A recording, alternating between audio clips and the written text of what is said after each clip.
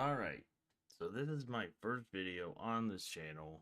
My name is Drew, and I am no expert.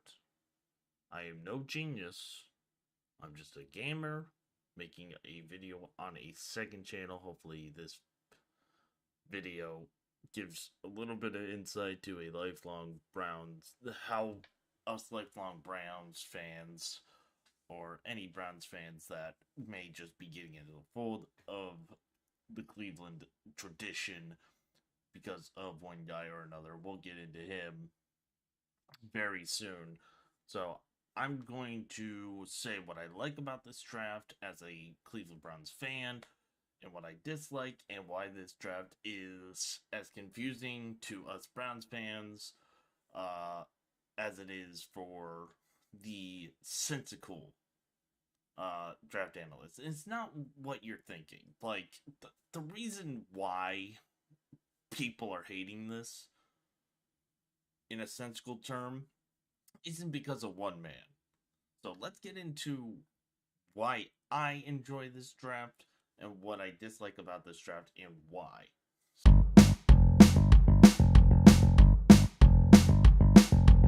Alright, ultimately, this draft is going to come down to three main factors. Number one, how does Mason Graham mesh with Myles Garrett and this defense? But ultimately, Myles Garrett, because Myles Garrett is the main pass rusher for this Cleveland Browns. But we need more than just Myles Garrett and company. We need an extra big name. And hopefully, that is Mason Graham. If everything is to be believed, Mason Graham is that dog that we needed on the D-line. I believe in Alex Wright. Foolish or not, he has proven at flashes, in his flashes, that he can be that guy to also help Myles Garrett. Okoronkwo is a good depth piece, but he's not a star. He's an other, in my opinion. Alex Wright can be that good. He can get the pressure off Myles Garrett.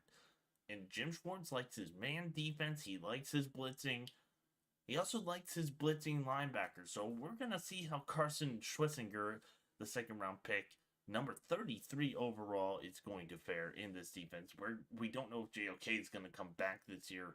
Honestly, I kind of hope not because his neck injury is very scary. You basically just sat there in horror as he was just lying down on the ground in we don't even know if it was pain because he was just laying there. He was not JOK. He was flat out gone.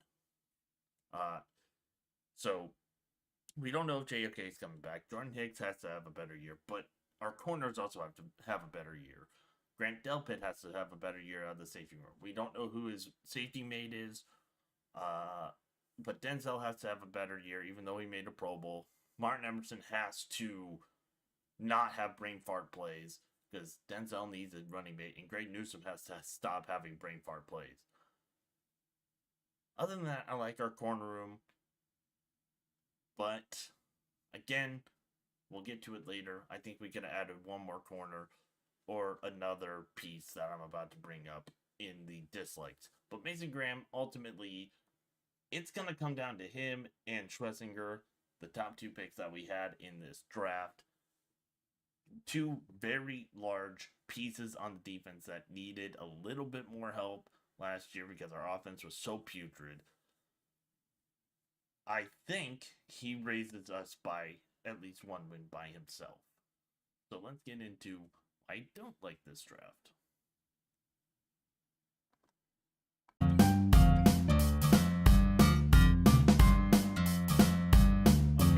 I'm not going to put a graphic of the two players I did not mention or put up on the screen in the last segment of what I'd like. Because there's only two left. I basically have already told you we got a next year's first round pick from the Jaguars. Again, I didn't put that on the graphic, but I did talk about it. There's only two picks left. And I have already put the graphic up on this screen right now. Don't look now, but the Browns have a quarterback problem. I agree with that. We have 4 QBs. I am not counting Deshaun Watson. He is injured, so he's gone. Um, so let's go to it. Round 3, we picked Dylan Gabriel. Great, fantastic.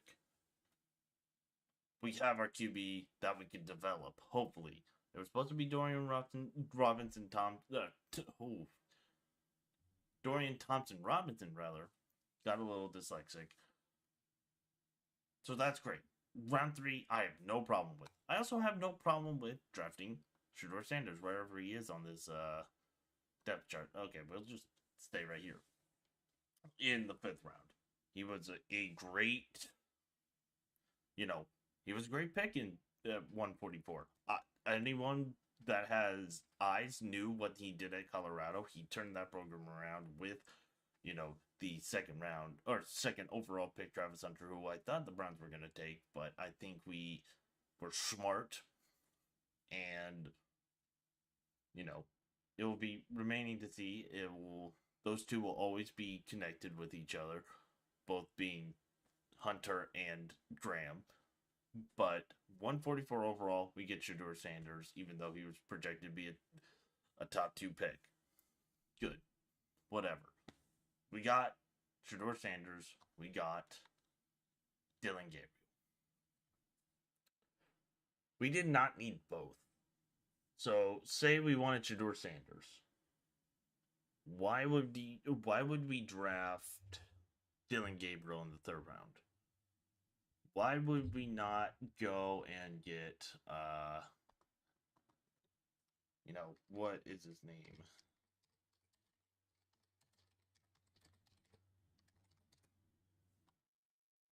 Yeah, why would we not get Josh Simmons? I keep forgetting this guy's name. Why would we not go get Josh Simmons? Draft back up, maybe take the 30th, 31st, 32nd, draft Josh Simmons, give away our 1st round pick, whichever one, whatever we had left in this draft, in terms of what those teams wanted 30, 31, 32, and a couple picks next year. Why would we go get Josh Simmons if we knew we were going to take either of these players? I do not get it, because we had a need at left tackle and we had a need at safety. It wasn't only, presumably, we could have got Nick Imanori, and I probably butchered that name too. We could have got one of our 2 needs if we did not decide to go ahead and draft one of these guys. So, that either means we don't have faith in one of these picks, or Jimmy Haslam decided to go ahead and put his hands on this team again and go get one of these guys. I'm not going to say, because I think everyone else has said it. I don't agree with it, but we don't know what happened. I think we had bigger needs than having 2 QBs, because I think Kenny Pickett could have been a good bridge along with Joe Flacco. Joe Flacco was obviously going to start next year. I really just don't get both of these guys being picked. I think we could have got either Imanori in the 2nd round or traded up for him, or we could have gotten, Simmons in a 1st round if we traded up. So this draft's gonna be down to whether Mason Graham turns out the way like he's supposed to. I think Judkins is gonna have a fantastic career. I think a Thunder and Lightning duo with him and Samson is in the mix. I like that pairing. Jerome Ford's also in the running back room. Nick Chubb, presumably not going to come back. I like Fannin in the tight end room because Jordan Akins is going to be... I don't even know if he's on the roster anymore. I'm not particularly sure, but we need a second stringer behind David Njoku. And David Njoku, I believe, is a free agent after this year. I want him back, but that's another time. I only dislike one of these two draft picks because we had other pressing needs. It is not against the person, it is not against the player, it is not against Andrew Berry. At this point, we don't know what went on. We could have done a little bit better with these picks. We only need 2 home runs, I think, and we're okay. This team has a ceiling of 9 wins. This team has a floor of, I think, 4 or 5 wins. There's not a lot of middle ground. So, it'll remain to be seen how polarizing the 2025 Cleveland Browns team is.